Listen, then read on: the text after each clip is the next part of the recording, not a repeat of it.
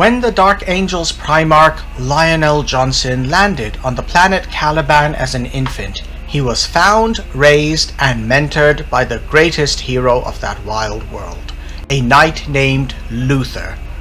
When the Emperor reunited the lost Primarch with his sons, Luther was inducted into the Dark Angels and made the second in command of the Legion, the Lion's right-hand man. In time, Luther came to become jealous of his former protege for the fame and glory he was winning in the Great Crusade, and in turn, the Lion began to suspect his former mentor. Luther and the forces under his command were sent back to Caliban to defend it and ensure the recruitment of new Dark Angels continued to meet the Legion's needs.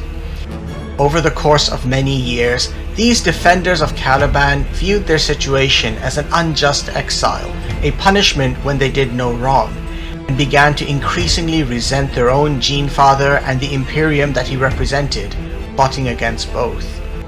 Their growing duplicity led to their study and embrace of forbidden lore, outright rebellion against the Emperor, and war against Lionel Johnson.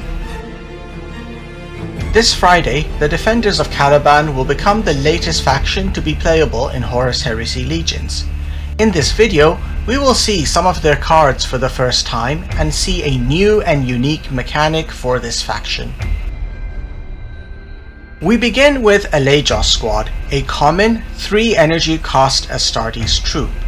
You get average stats for their cost, with the very strong 4 attack being offset by just 2 health. They do have Unstoppable, which allows them to bypass difficult frontline units to hit the more valuable foes that cower behind them. At first glance, you might say that this is all very well and good, but their 2 health points mean that even the enemy warlord alone will remove them before they can act. But you can also see that Eleja Squad has a second new mechanic called Duplicitous. This trait represents the Defenders of Caliban's ability to take over that planet without raising the suspicions of the First Legions or the Imperium at large, and it has the following effect. The enemy warlord cannot attack or otherwise target a unit with Duplicitous until it acts. As soon as the unit attacks or uses an ability, it loses Duplicitous. Just in case any of you were getting a devious idea implanted in your minds by a demon of Tzinch, if a unit with frontline has the Duplicitous trait, then Duplicitous is ignored, so you cannot use it to lock down the enemy warlord and stop them from taking actions. However, although the enemy warlord cannot attack or use one of their own targeted abilities against Duplicitous foes, any troops, tactics, or non-targeted abilities will still act as normal against them. You can view Duplicitous as being like a special kind of stealth that only protects from the enemy warlord alone.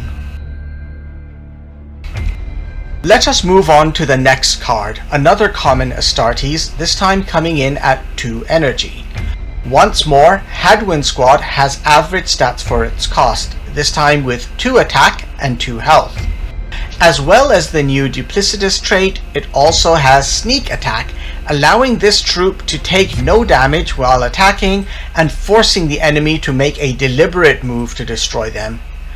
This troop would of course be an excellent opening move, with Duplicitous allowing it to evade being destroyed when it hits the board, while Sneak Attack will force the enemy to make an effort to remove it from play. But even in mid or late game, there is powerful utility here. Normally, players use their troops to hit the enemy's most powerful troops and the warlord, while leaving small, weak troops such as those with 2 attack and 2 health for their own warlord to take out. Hadwin Squad, though, might well serve to divert a more powerful enemy troop from attacking your own warlord, just because the enemy player cannot use their warlord to remove Hadwin Squad from play during its first turn on the board. The final card which we will see today is a most interesting tactic. Uncertain Allegiance is a 2-cost card which has some very cool artwork but also a very useful ability. It gives a friendly unit Duplicitous until your next turn. In addition, it also allows you to draw a card. I have always said that the base value of drawing a card in this game is 2 energy, as that is how much it costs the warlord Horus to do this action.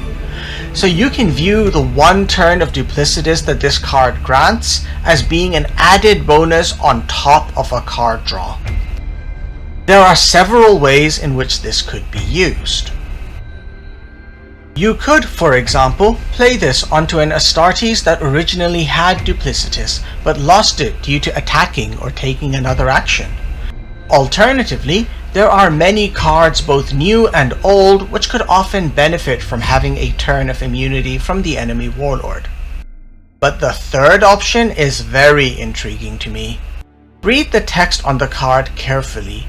It says, a friendly unit, not a friendly troop, meaning you can play Uncertain Allegiance onto your own warlord as well. Although this is most commonly going to be very useful early on in the match to protect your warlord from 2 or maybe more points of damage, it has utility all the way throughout. And of course, if at the end of a match you find yourself facing a very angry Ferrus Manus or a very spooky Night Haunter, 1 turn of immunity from the enemy warlord might just give you a chance to turn that match around. With these 3 cards, we have been able to get a hint of the duplicitous nature of the Defenders of Caliban. I feel like their unique trait will really help them in keeping control of the battle during the first couple of turns, and I'm really excited to see what cards get revealed later this week for them to play through the middle and late stages of each battle. We only have 3 days left until they are released, so I hope to be crushing you all with them in 72 hours on Friday. Alright guys, thanks for watching everyone, and until we meet on the battlefield, bye for now.